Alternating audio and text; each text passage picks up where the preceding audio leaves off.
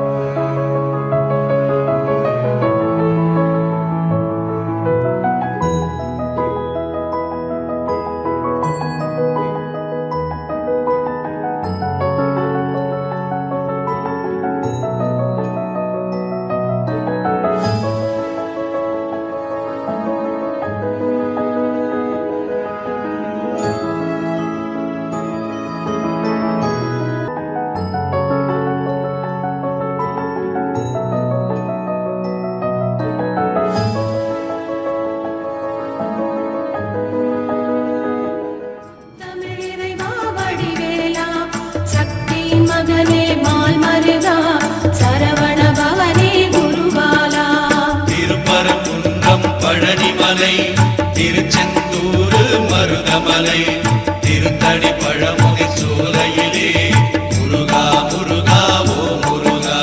ஞான பழமது பெறுவதற்கு பழனிமலையில் நின்றவனே அன்னையும் பிதாவும் உயர்வென்று அகிலத்தில் போற்றி வந்தவனே.